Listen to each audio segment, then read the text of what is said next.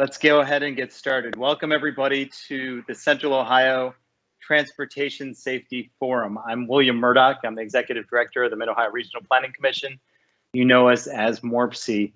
We've got a great event today with advice from a national leader. We've got breakout sessions on something that is so important to all of us. So we're really looking forward to getting started. You know, every year, around 100 individuals lose their life in Central Ohio on our roadways, and about another 800 people suffer serious life-changing injuries. This is too much. These are members of our communities and our families.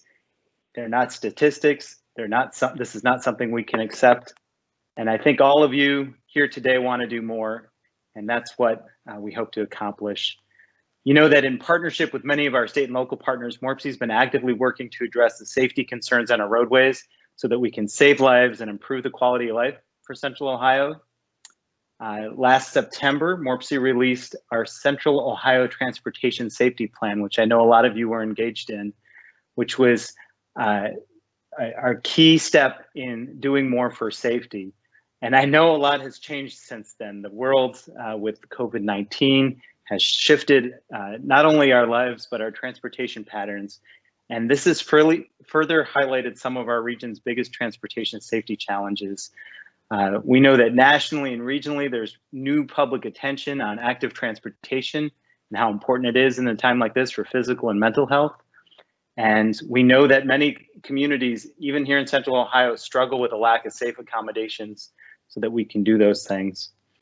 There's also been a significant focus on observed increases in speeding and the impacts that relate to that, which is particularly impactful because as our traffic volumes have decreased, this has only worsened. August in particular was a very tragic month here in Central Ohio.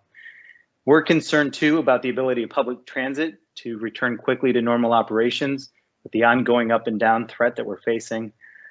Many of these challenges are most pronounced too and have the largest impact on some of our most vulnerable and our most disadvantaged communities. We are all working together on this, but it's difficult to predict if or when these new transportation trends may change, how they'll continue to change, and how that's going to impact safety. So we need everybody's help and renewed attention on those trends, particularly on the racial disparities present in our communities. We know this tragic legacy still has impact on all of the things that we are working on today, and we see our work as an opportunity to assess what we're doing through the lens of equity and through the lens of anti-racism. We know that regional collaboration and sharing best practices and doing more can help us refocus these efforts so that we can make sure that transportation safety efforts improve safety and quality of life for everybody here in Central Ohio. We're committed to that. We want your partnership with that. We want you to challenge us and our team on that. So we're looking forward to the work ahead. So all that said, we are thrilled to have you here with us today. I should thank my team. They are so talented and passionate about their work in safety and in pulling together today's events. So thanks to, in particular, Kirsten, Stephen, Toby, Lauren, Amanda. I know there are others on our team who helped too, but thank you for everything that you've done to pull this together today.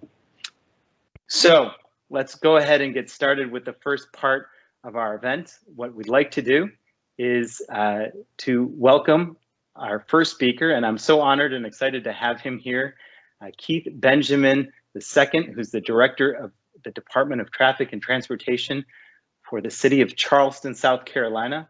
If you should know this already, he is a leading voice on the national stage in safety, and in his day-to-day, he works through some of the same challenges we're facing as a growing region, grappling with everything from safety to equity. Now, for his job in the city, he oversees transportation maintenance, planning, partnerships. He's involved in transit and the Aviation Authority and their Council of Governments. Before he was at the city, he was at the U.S. Department of Transportation. Notably, he led the Office of Public Liaison. He's been a community partnership manager for the Voices for Healthy Kids Community Consortium with the Safe Routes to School National Partnership, who we all know well here in Central Ohio. The Transport Workers Union of America. He served honorably with Senator Carl Levin and many others in Congress. He's a 2019 NACDO Leadership Fellow, the 2018 Next City Vanguard Fellow, and involved in so many other things, and you may have even seen him because he was featured in Bicycling Magazine recently too. There's a lot more you can learn. He's so talented, and we're so grateful to have Keith with us here today. So Keith, welcome to Morpsy, and welcome to the Central Ohio Transportation Safety Forum. We're glad to have you here this afternoon. And we need you to unmute. Hey everybody, glad to be here. I wish it was in person. The last time I was with you all was during our Safe Routes to School National Partnership Conference some years ago. And then most recently, we completed our first parking study in the last 2 decades and had the opportunity to have some of your experts in parking here in Charleston to help us navigate what exactly that looked like for our city. So very excited to be able to have this exchange. And thank you, William, for entertaining this as a conversation. I think that's important as well. So thank you. Well, we appreciate that. And we wish we could be hosting you in person in Columbus, but you'll have to deal with virtual right now. You're missing some great fall weather up here, though. So we'll get you back up here sooner rather than later. Oh, y'all all welcome to Charleston. It's about 70 degrees outside right now, so it's good luck down there. Look forward to that. Look forward to that. So let's get started. Why don't we just start with you telling us a little bit about your current role and what you're up to in Charleston? Yeah, I'm extremely grateful to be here and grateful to serve in this extremely historic city. I started here 3 years ago this past June, getting a chance to come in and replace leadership that was here for a number of decades and really do something new and different with the expectation. It was not something that was on my radar and got a phone call and things moved quickly. We found out about it in January of 2017, ended up being appointed in April of 2017. My son was born on May 1st. Drove down with one of my partners to move on May 22nd. Wife and 3-week-old flew down that next day, and I started on June 5th and been running ever since. The opportunity here has been great because our mayor has set forth a vision around transportation and has entrusted me to be his representative in that regard. And so, yes, I sit in the director's seat for the city, but he's also entrusted me to be the city's representative on our transit authority, our aviation authority, our council of governments, and also our county committee that allocates all of our gas tax. So having this opportunity to be able to look at transportation in the low country overall, not just in the city, and what that looks like for our development, for our multi-layer of issues, including around resiliency and affordable housing and business development has really been a privilege. That's great. So in working in Charleston, we know that you've been working to make sure that your various plans and your whole strategy work on improving the quality of life for everybody in Charleston. Can you talk a little bit about what you're doing to implement strategies around equity and access and connectivity? Yeah, and I think it's important to give the historical context of the city I have the privilege of working in, because I think that informs why equity has to be ingrained in all the things that we do. Most people know Charleston as, #1 tourist city and all of our historic structures and warm weather and beaches and things like that. But Charleston, for those that may not know, was the epicenter of the transatlantic slave trade. In fact, we're building a multi-million-dollar international African-American museum right now, right at the ports where some of those ships docked. Most African-Americans, between 40 and 48% of them, can track their history back to our city. And so we were one of the first cities to have historic preservation as well. And so a lot of that history is ambered, and not just ambered in building and not just ambered in street or cobble streets, but ambered in terms of our culture and unfortunately some of our ways of life, right? And so when you talk about building communities and who communities are for, we have to give credence to the history that we've gone through as a community and decisions that have been made that some were not intended for all, and some have been corrected. And so our approach as a city has been extremely purposeful in that regard. Our mayor just started a racial reconciliation commission to really kind of attack some of the issues that have been pertinent for some time. And one of the subcommittees is on housing and mobility. So really being able to dig into those issues and what that looks like. The committee has about 90 days to come up with recommendations and move from there. And so there's a number of ways we've attacked it in specific ways. 2 years ago, we passed our first citywide transportation plan in history. And if you go to page 8, there's a statement on equity in there to kind of set a tone that as you're looking through this document and determining priority projects and bike ped and the way that we design our streets, that it's through the lens of equity. But we've also thought about, and I think this is important and going to be probably part of our discussion today, how we can raise that bar around race in ways that aren't just in the overt space, but also in the covert space, right? And I think that that's important too, right? Policies and procedures that set a tone for how we build out our community, that ensures that we're thinking about the for all. You know, one great example of it, we passed a transit accommodations ordinance about a year ago, where essentially for all of our major developments, they have to do a traffic study. And unfortunately, historically, most of that mitigation was around general roadway improvements for individual vehicular traffic. There was nothing in there that made determinations regarding transit.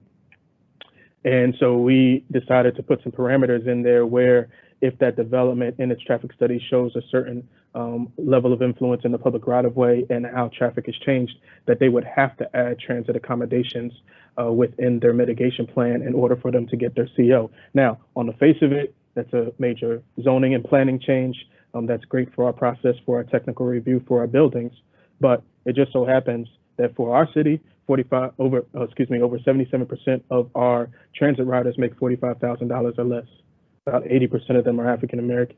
So yes, we're making a decision about transit being an integral role in how we develop our city for the future, but it's directly addressing an issue of transit dependency in our city as well, right? So I think there is some overt ways in which we're attacking it directly, but there's also some ways in which in our everyday policy, we're thinking consciously about that too.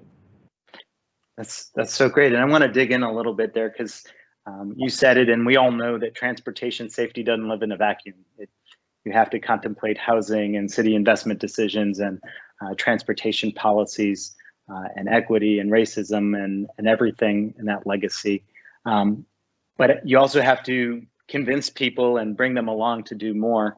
What advice could you give to other leaders, decision makers who are in the transportation safety and transportation space?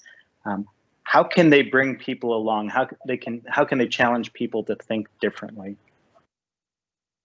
Well, I think there has to be some introspection of yourself as a leader first, right? The recognition that I don't have all the answers, the recognition that I'm constantly learning, the recognition that I'm not going to get it right every day, the recognition that there may have been mistakes made before me that because I sit in the seat, I'm responsible for. So I think before even going out and saying, how can I change these people or persuade over here, what is that introspective work you're doing as a leader for how you're serving all of your constituents and not just some? And so I think that that's imperative because that assists in your ability to articulate to those that you're working with on a regular basis. I was on a call earlier today and they were asking me how different it is to sit in this seat versus being in the everyday advocacy space. And one of the things I said to them was the power of convening, right? Fortunately or unfortunately, when you have a certain title behind your name, people listen, even if they don't want to, right? Right. And one of the privileges of occupying this space is that power of convening, being able to bring people together to solve particular issues, to address concerns, to create a plan of action, right?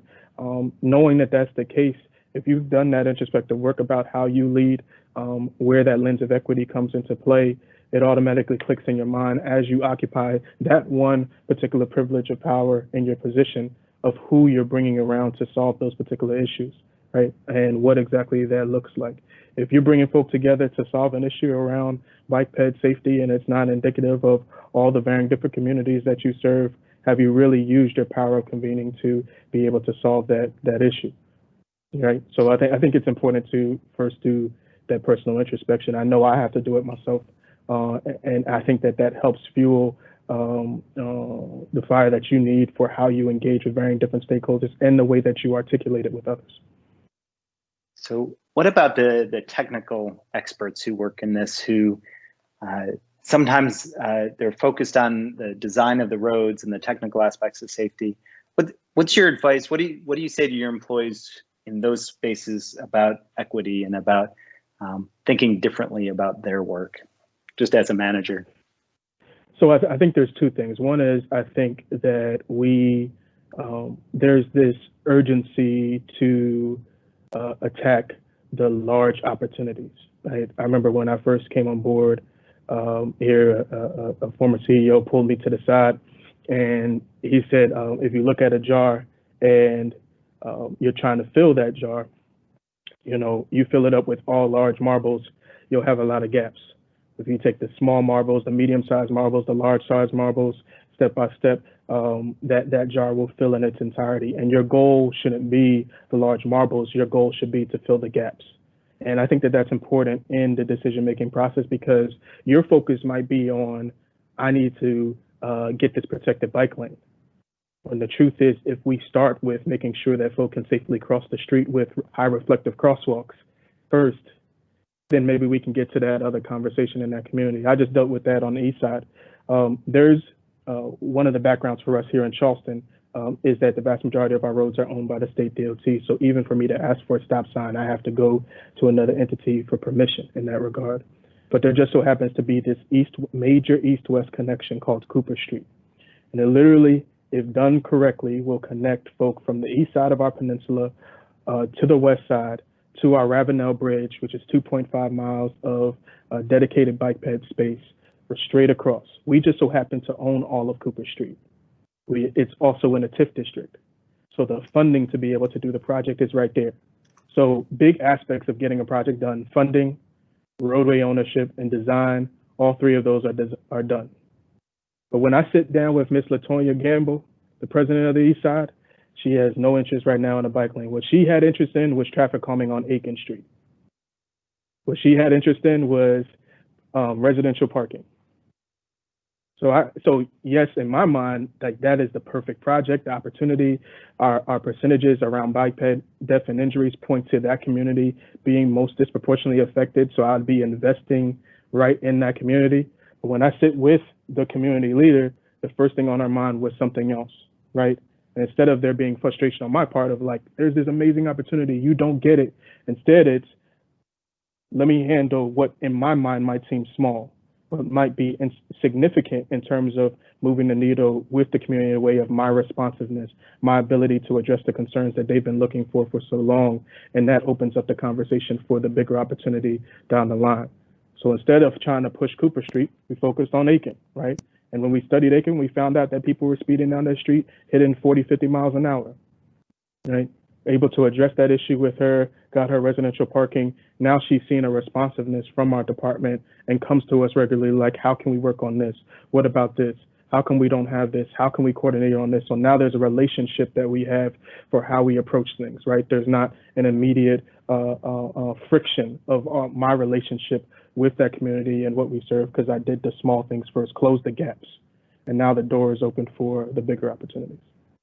Well, and kind of along those lines, when we were talking recently, you shared how this extends to bringing firms to the table.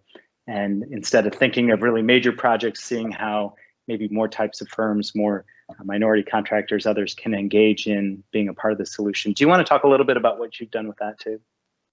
Yeah, that was an eye-opening experience for me. And again, from a background standpoint, for those like very non-traditional in occupying the space. So my route in transportation came from the policy and advocacy world. I know a number of people who occupy the space come directly from engineering and planning world. And so that has kind of fed the way that I've approached working in this position. One of the most eye-opening aspects, especially through the lens of equity, was not about who we bring around the table, not about on the ground advocacy or public engagement, but the lack of the equity conversation when it comes to procurement, contracting, and where the actual money goes that's improving these communities, right? How much of a benefit from an equity standpoint, or how do we actually check the box of equity if, yes, we build 65 new units of affordable housing in a low moderate income neighborhood, but the entire team that built it is not indicative of the same neighborhood that we're about to serve? I would say no. And so it really became imperative to think through how we do that, what exactly that looks like. In the first place of attack for me was with our on-call contracts.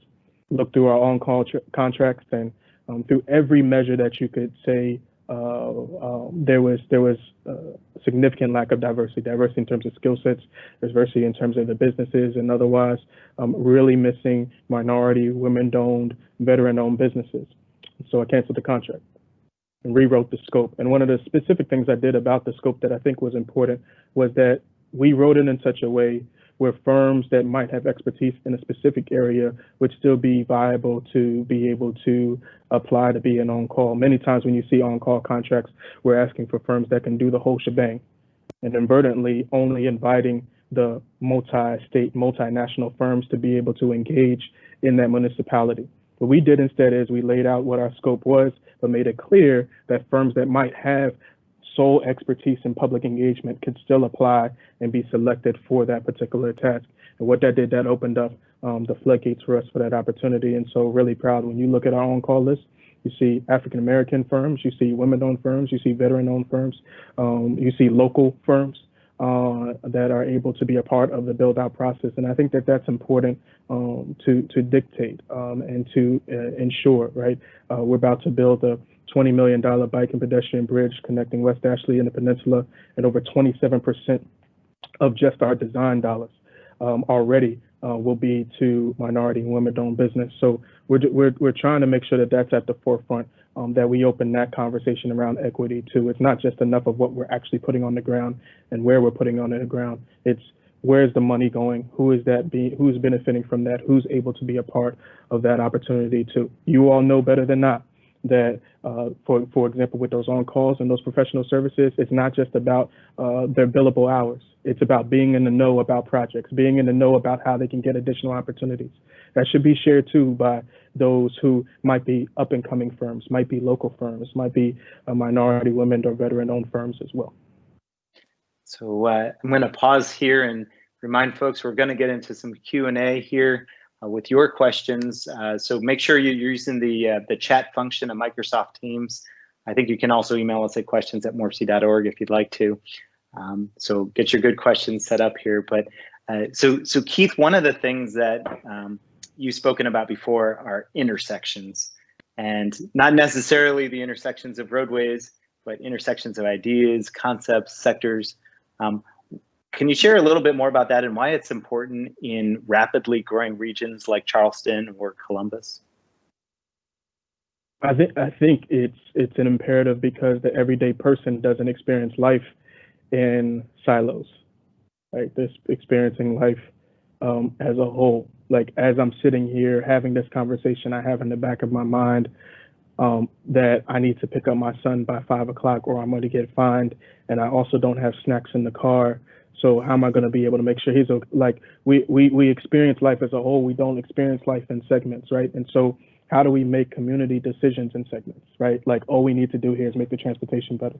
Well, if folk can't access it, then what does that mean? If folk can't afford it, what does it mean? I think one of the great examples that was indicative of that for me was maybe a couple months ago before COVID happened. I was walking into my office, and just for context, my office has a number of different functions. We had the DMV as of February, that changed, but we had the DMV, we have courts over here. We have our department that has a number of different construction permits and parking permits and all that stuff. And then behind us is the police department.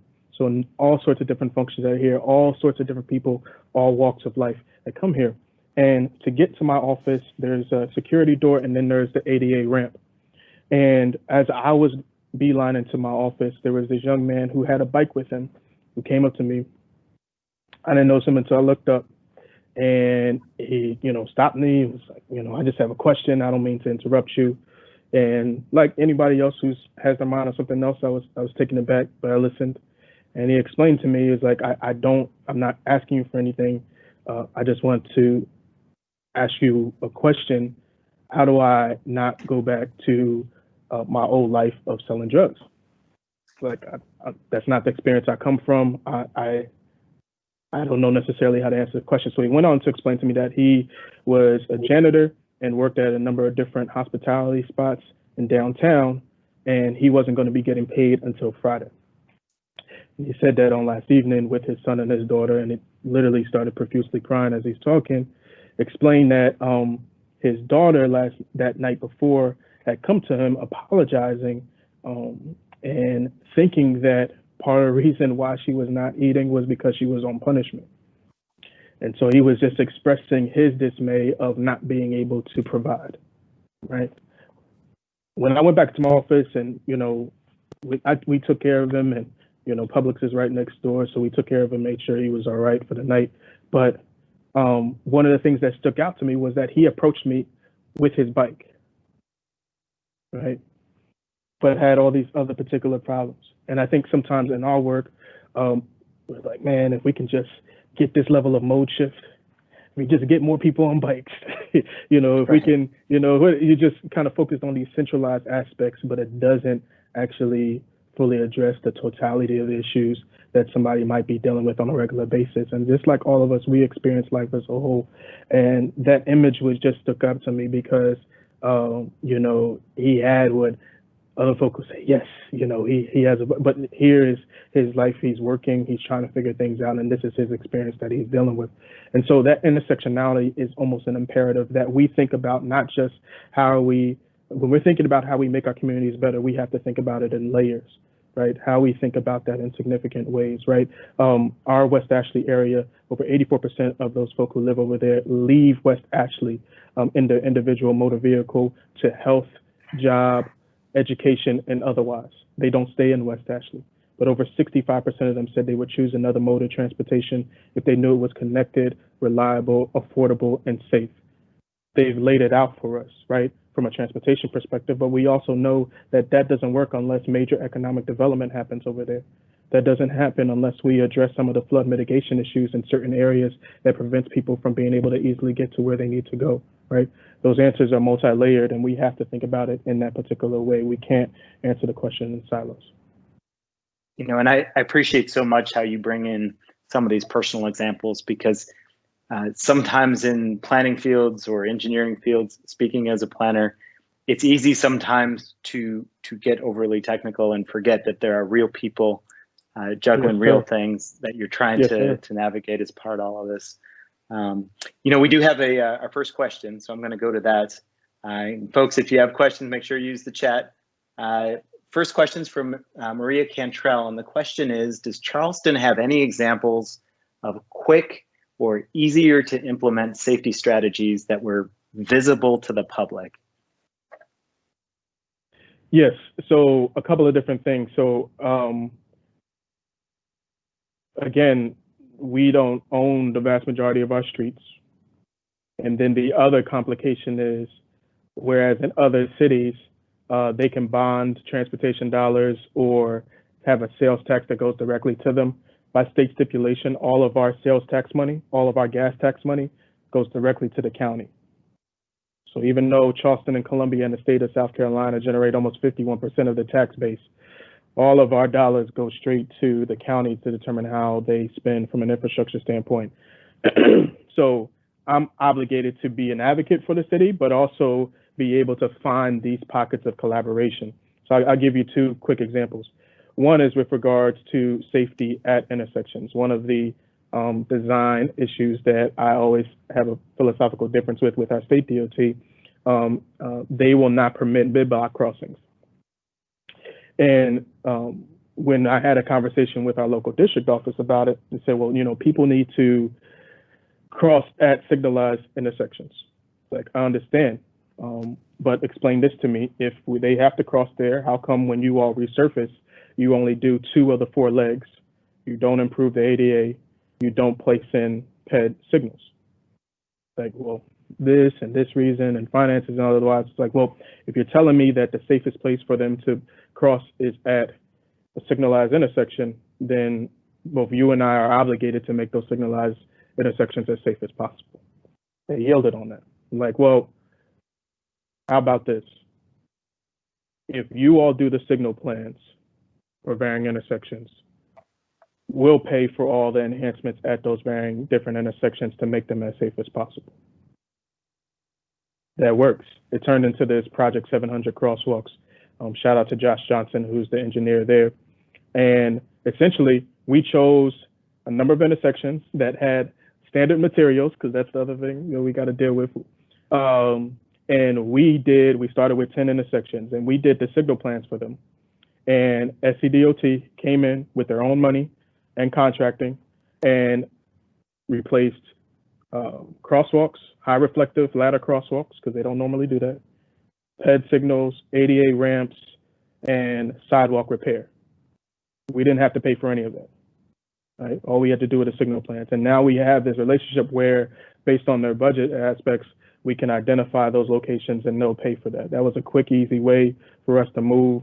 It was very low cost for us, right? You know, it's between $5,000 and $9,000 for us to do a signal plan for an intersection. So it only made sense for us to be able to respond. The other one was we've because the city doesn't resurface the roads, we've capitalized off of our resurfacing plans. So this October, after starting the planning for it late last year, we'll be introducing the first protected bike lane in the city's history. But the reason why we're able to do it is because we were able to partner with the state DOT as they resurface a major corridor that's going to connect to healthy food access and our eventual 1.6 mile low line, pay for all the non-standard materials, and have DOT during the resurfacing process install everything: the curb bulb outs, the rapid beacon flashers, the bollards, the markings, and otherwise on our behalf. So for us, being able to do quick things for us has demanded us finding the collaboration opportunities to do that and what that can be. That's great. So we have questions coming in, and Keith, you may remember some of these folks from the Safe Routes Conference, but we have some all-stars asking questions in the chat. That's precious. That's precious. Yeah, I know, right? So from Maria Cantrell, we're going to move to Kate Manning. What forms of public engagement do you recommend when planning public projects, especially during this time of health crisis with the pandemic restrictions? That's a hard question to answer because I think it depends on what project we're talking about. So do you have a specific about that? I think it'd just be maybe give an example of how you continue to do engagement during this time on a project. Be helpful. Yeah, I think it varies. I'm gonna be honest. There's been some situations where it wasn't large public gatherings. It was 5, 6 people, but we needed to do a site visit, right? There's a neighborhood in our northern peninsula called Rosemont that has suffered in a significant way. But also happens to be right in the middle of major transformation. Our Magnolia TIF district's about to be hundreds of thousands of square feet of retail, commercial, and a bunch of different other things. The Port Access Road that is being built right now and otherwise. And it just so happens, as I was riding through the city, realized that their roads hadn't been resurfaced in a long time. Spoke with the county who handles some of our resurfacings last year, and Rosemont is on the list for resurfacing this year. I felt that it would not be appropriate for county to just show up and start resurfacing their roads and not giving context. Again, the way that you have relationship with communities. This is a community that has seen neglect, seen empty promises and otherwise. I know that this would be such a benefit for them, but we needed to handhold the process. And so I partnered with a local organization that works in that community, LAMC and Brother Muhammad. He liaised for me with the neighborhood president, and he, myself, representative from county, representative from my staff, and their neighborhood president and vice president, we walked those streets. And obviously we were masked up and PPE'd up and socially distanced and all that type of stuff. But for the sake of that community and because it was a small group, we had to meet them where they were. There was no way, as much of a benefit as it was, there was no way we could be able to do that. In other scenarios, like with our planning department, with our comprehensive plan, which we're stipulated to do, there's innovative things virtually we've been doing, not just having a general virtual session like this, but being able to do breakouts, doing follow-ups, giving people opportunities to engage in a number of different platforms. The virtual piece is definitely hard, especially when you're talking about major transformative projects. And I think we're all trying to figure out how to do this in ways that keep us all safe, but also is responsive to the community as well. So would that apply to active transportation projects too, the bikeways and those kind of things? Yeah, and thankfully, some of the major bike efforts that we are engaging in, like the brigade one that's going to be this October, thankfully, most of our community engagement happened before COVID hit. And so our neighborhood presidents, our council members, the local advocates like Charleston Moves and Enough Pie are all familiar with the project, all fully supportive, Butcher and B and all of them. So we're at the point now where it's updates for them as to where we are in the project. So we're grateful that we were able to do multiple on the ground efforts, multiple neighborhood meetings and otherwise to get that project going. So thankfully we're okay there. So last question from the audience here is Michelle May at ODOT. And the question's about speed and speed setting and speed design. This has been a really tragic consequence of the health crisis and change in transportation volumes in particular. How are you dealing with this in Charleston? Any good examples of collaboration with your DOT or others? I think we're still trying to navigate that and figure that out. And I do think that as municipalities, no matter how much influence we may think we have and otherwise, we depend on the state DOTs to shift towards a more progressive tone for how those things change. And I think it helps set certain precedents.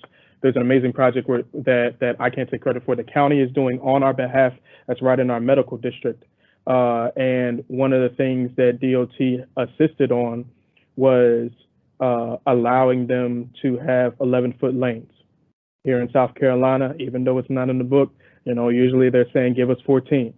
And so they allowed in this corridor that includes, it happens to be a major transit route, 11-foot lanes. And I was excited about it, not because of that particular project, but because there's a project off the peninsula in West Ashley where there's 48,000 vehicles coming in at peak hour, but the speed, people are easily in a 45, 50 mile range, easily hitting 70.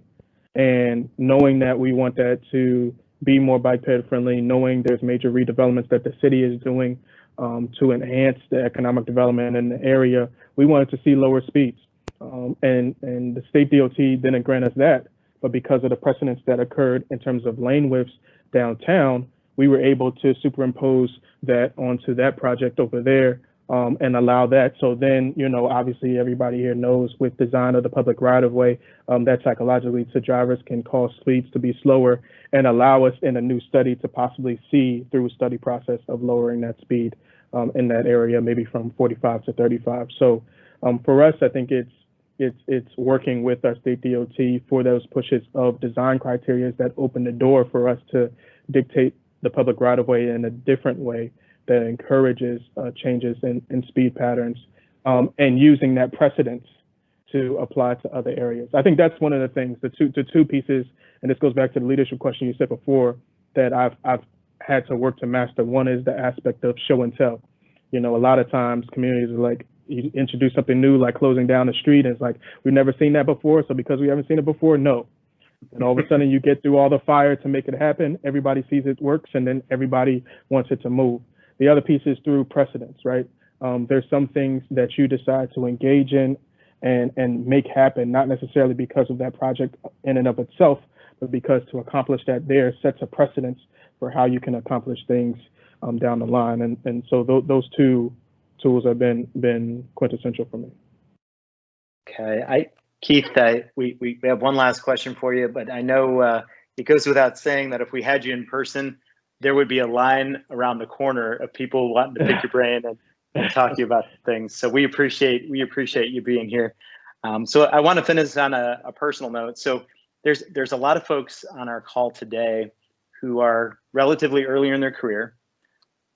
And there's a number who've done this for a while, and they've worked so hard on it, they've been so passionate on it, but they want to do more and they want to do it differently. And I know when we talked, you were sharing your path to this type of role and this type of leadership was a little bit non-traditional. And I thought so much of what you've already accomplished in your career involves not just bringing people together, but kicking obstacles out of your way. So long story short, what kind of advice would you give to folks who really want to do more, or dreaming more and thinking big, but are feeling a little deterred right now? What would you tell them? Yeah, I think this applies to folk who are, starting out, or people who are trying to figure out what part they play. People who are interested in being leaders in this space, people who are seeing what's happening in the world, whether with COVID-19 or Black Lives Matter, and trying to figure out what part am I supposed to be playing in this. I think a number of times when folk look at issues that are happening and what their contribution is, they immediately focus on what they don't have. They immediately focus on what, quote unquote, disqualifies them from being able to be engaged or being able to be a part, right? If you look at history, if you look at the experiences of those that we see as our heroes in the transportation space or in the social space overall, you see folk who took what they had and made that happen, right? They recognized the power and what they did bring to the table and maximize that as much as possible. And I think that that's the call that is important for us to engage in, to take our focus off of what we think disqualifies us from occupying space, for being a leader, for being able to engage in certain conversations, for being able to learn and be humbled by that learning process, is removing our minds off of what disqualifies us, and instead be encouraged by what allows us to be engaged. And if you're human, you're allowed to be engaged. And I think it's important to have that at the top of mind. I remember before I came into the business, I had come to visit, and I was with the mayor's assistant, and as a senior advisor. And I went to dinner with him and a principal at a firm. I won't say the firm's name. It was a women-owned firm, multinational. And she's like, "Oh, so you're going to be going for the position?" I was like, "I think so. I think that's why I'm here." And she's like, "So what do you do? Are you planning? You're an engineer?" And I'm trying to figure out how I'm going to answer this question. And the mayor senior advisor stepped up and said, he's neither. He's self-taught. And she said, "Oh yeah, those are the best ones." And I was shocked. I was like thrown off, because even at that moment of it being pretty clear that I was the person that they were going to select for the position, I still had in my mind what disqualified me from occupying the space, right? And I think it's important to shift your focus away from that and shift towards what you do bring to the table, right? And me occupying the space, I've recognized that the vast majority of my time, the little bit of secret is, it's vast majority of my time is not on transportation. Vast majority of my time is on people, politics, and power. That's the vast majority of my time. Now, it happens to be in the transportation planning space, but that's the vast majority of my time. And the truth of the matter is, my career has trained me to be able to occupy that responsibility. I didn't know that before I came in, but now I do. And I think if I had operated in fear, if I had just looked at my disqualifications, I wouldn't be sitting here talking to you today. So hopefully that's an encouragement to somebody who has been looking at their disqualifications and not what they're capable of. That's powerful. That's powerful. And on that note, Keith, you have friends, admirers here in Central Ohio. We appreciate the work you're doing. And I tell you that too, because you're probably going to get a bunch of emails and phone calls with more questions. So, but no, we're so happy to have you here as part of this today, and navigating the questions. And thank you for the work you're doing for the not just the people of Charleston, but leading the conversation nationally on these issues too. So with that, if we can give Keith Benjamin a round of applause virtually, and we'll move on to our next topic. Thanks again, Keith. Thank y'all for having me. Great. And with that, I am really excited to move on with the program, and we're going to turn it over to our in-house expert, Lauren Cardoni, who is going to lead us on the next part of the agenda. And Lauren, thank you for all your important work on this. And when you're ready, it's all yours. Great. Thank you so much, William. And thank you, Keith, for joining us for such an informative discussion. I really appreciate how you managed to be both inspirational and practical at the same time.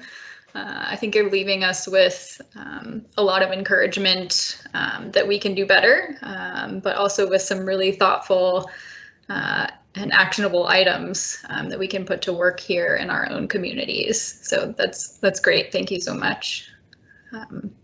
So as we move into the rest of the event today, I just wanted to quickly highlight what we've got planned for you all.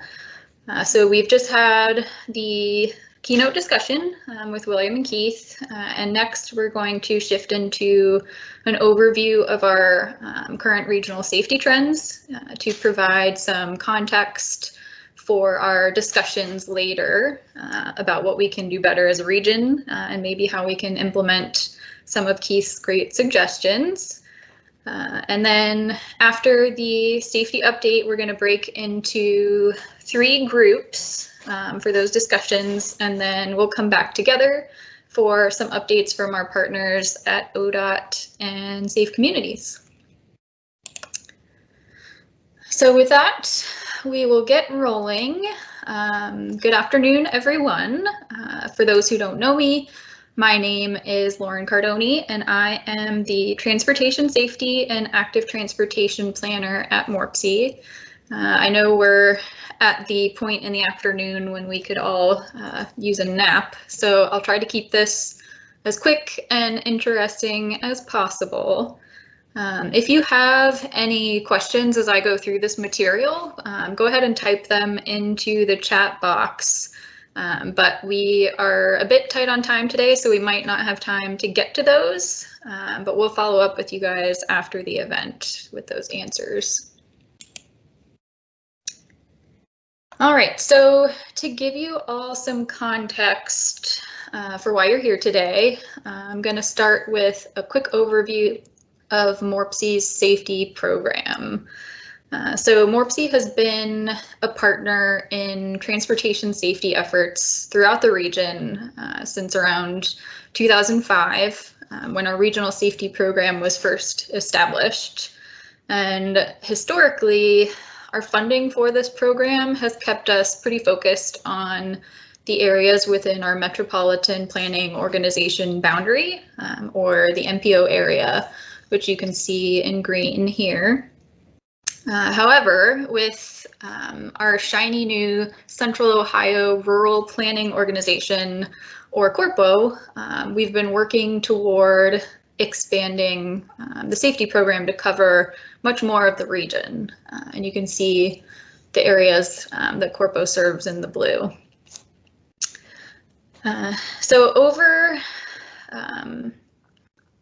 the 15 years that Morpsy has had this program, staff have participated in local and state safety committees and other local safety efforts. We've also provided a number of different resources like the local crash fact sheets, maps of high crash locations, and the high injury network that was developed last year. But we know that over that time, the needs of our communities in regard to transportation safety have changed, and our program has had to evolve to meet those changing needs. So this is one big reason why we've brought you all here today, and really hope to bring you together again in years to come.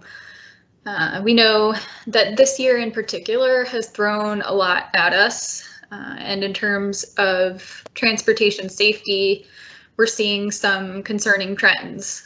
So we're glad to have you all here today to discuss how we can work together as a region to tackle these challenges. So to set the stage for our discussion today, we're going to walk through a quick update on the trends we've been seeing over the last few years. And we thought we would start by showing you how Central Ohio, or specifically our MPO area, compares to the state. So when we compare the latest 5 years, 2015 to 2019, of crash trends for the MPO area with what's going on at the state level, we see a few key factors. So the first is that traffic fatalities increased by about 8% throughout the state of Ohio, compared to nearly 18% for our region.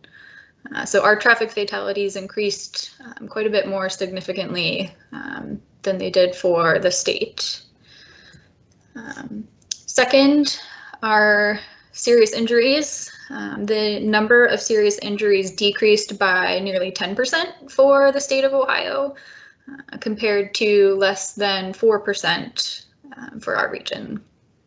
And then lastly, the number of fatal and serious injuries to our non-motorized users, or people who are walking and biking, increased just slightly throughout the state, compared to an overall increase of about 8% for our region.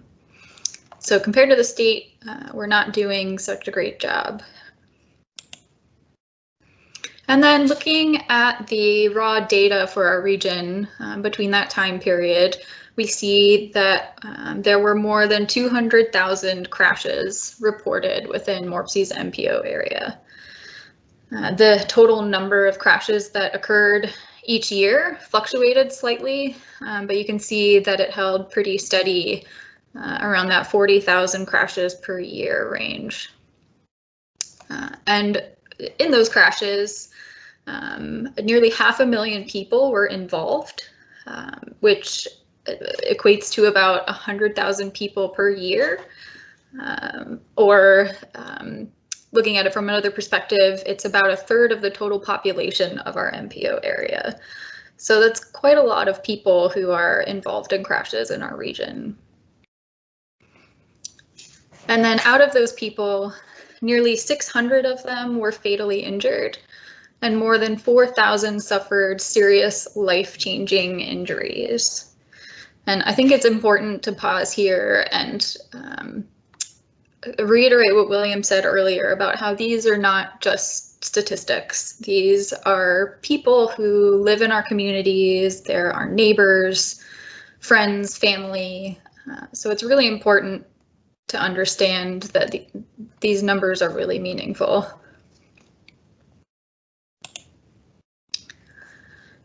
And when we compare how we're doing in current trends to the performance measures that we set in our Metropolitan Transportation Plan, or the MTP as you may know it, we see that we are moving toward the target in terms of our total serious injuries, but we're not moving in the right direction when it comes to overall fatalities or for non-motorized fatalities and serious injuries. And when we take a look at what the preliminary data shows us for this year, we can see that these trends might even be getting worse. We know that due to COVID-19 and the stay-at-home order that we had earlier this year, our traffic volumes have been much lower this year compared to previous years.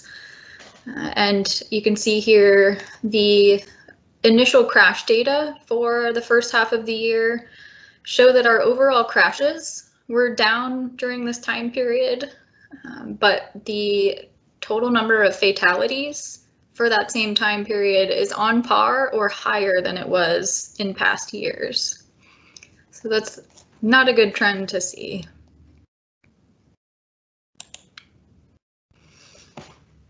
So switching gears a little bit, Some of you may remember that Morpsy released the Central Ohio Transportation Safety Plan back in September of last year.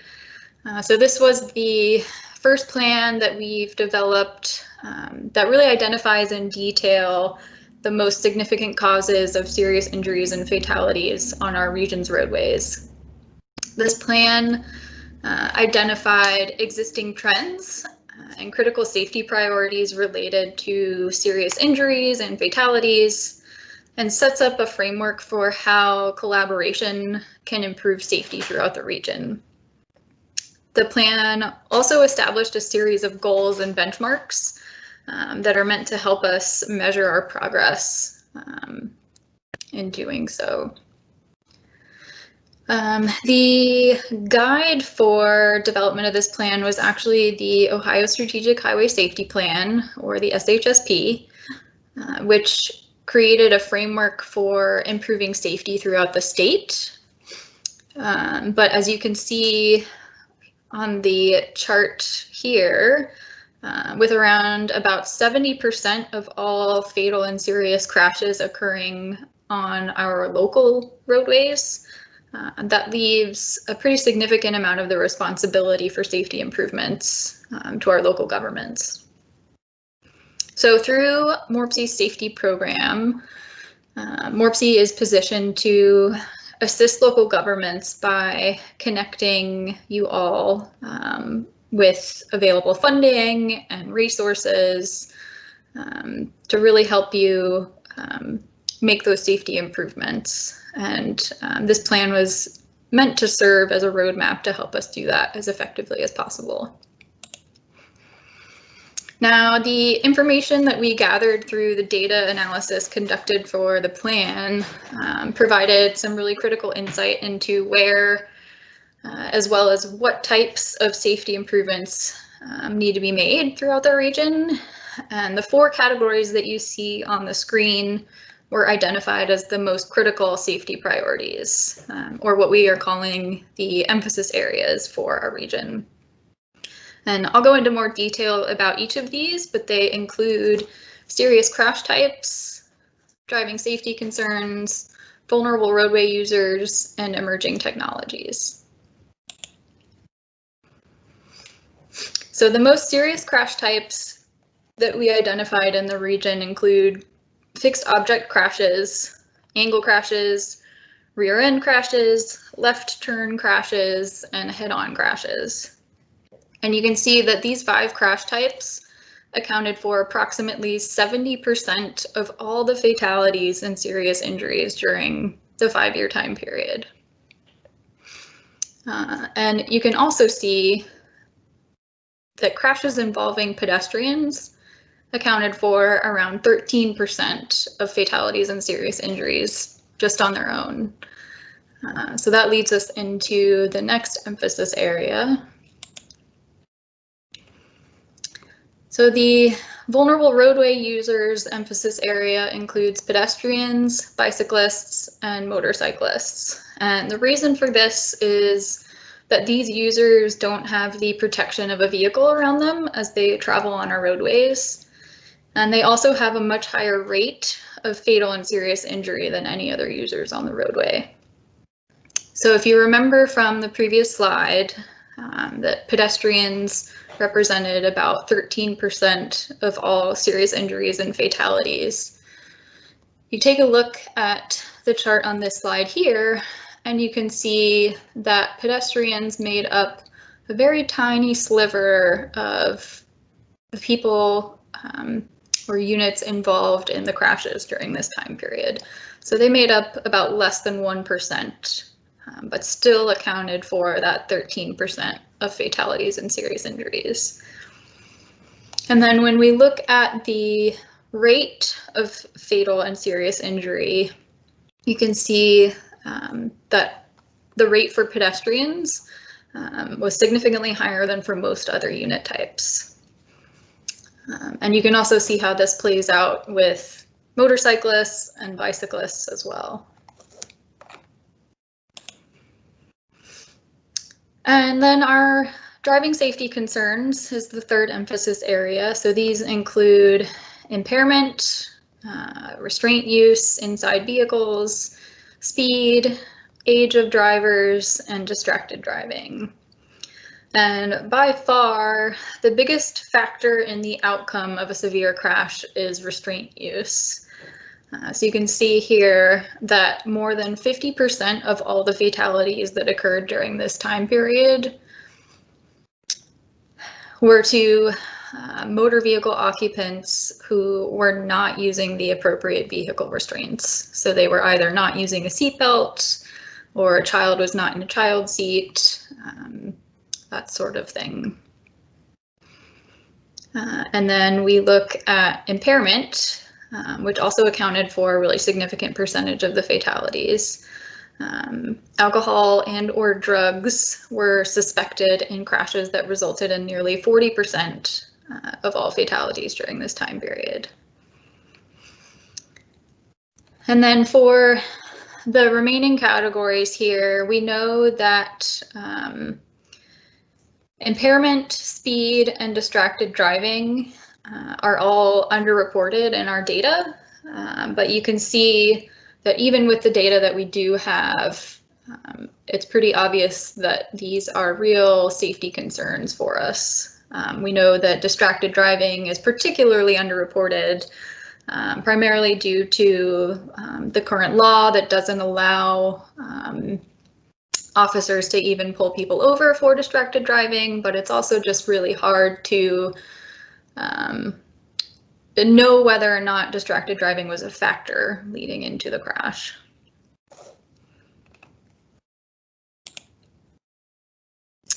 And then lastly, our final emphasis area includes emerging technologies. So this is autonomous and connected vehicles, electric vehicles, and electric scooters. And in recent years, we've had a number of these new mobility options arrive on the streets of Central Ohio. And we know that there are probably more to come in the future.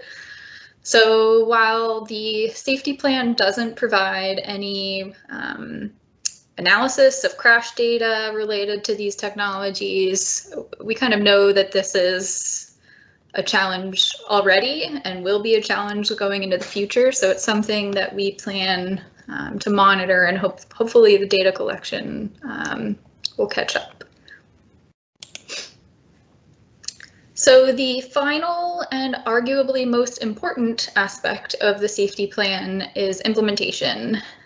The items listed here represent how we intend to implement the safety plan and also evaluate its effectiveness.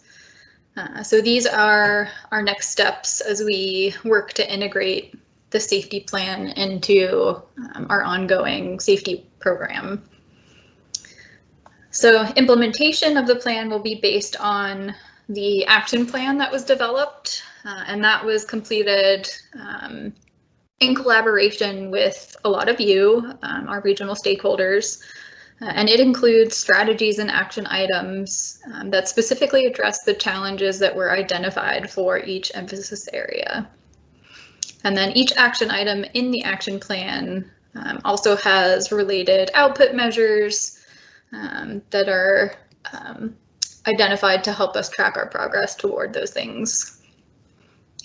We will also be reviewing and reporting on key data in the plan on an annual basis. So the data that you've just seen today are the first look into how we've been doing. And spoiler alert, we're not doing well. And then lastly, we have technical assistance. So Morpsy's using the information provided in this plan to better coordinate with you all, our local governments and partners within the MPO area, as well as our Corpo area, to study these locations in more detail and identify funding opportunities for improvements.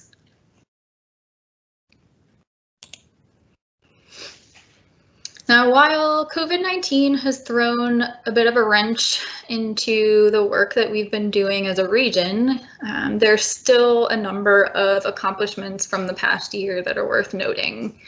So on the screen here are just a few of the action items from the plan that are already in progress. So I just wanted to mention a few things here. So for a couple of these, looking at our driving safety concerns, Morpsy's been working to share language for hands-free ordinances that local agencies can adopt and enforce locally. And then state legislation was actually introduced earlier this year by the governor regarding distracted driving, and Morpsy and ODOT have been working to support adoption of that legislation. In regard to vulnerable roadway users, we have our Morpsy Insight 2050 Technical Assistance Program that has helped a few communities develop and update complete streets policies. And then another big one, a shout out to our partners at ODOT. They recently launched a pedestrian safety improvement program, which will implement, I think, $10 million in low-cost safety pedestrian improvements throughout the state, including about $2.5 million just in the city of Columbus. And I think that work is planned to start in the spring of next year.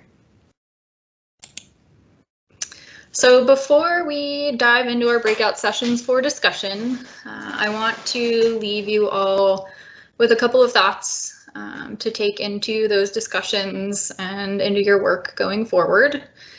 So I think that we all realize transportation safety is a really important aspect of quality of life in our region.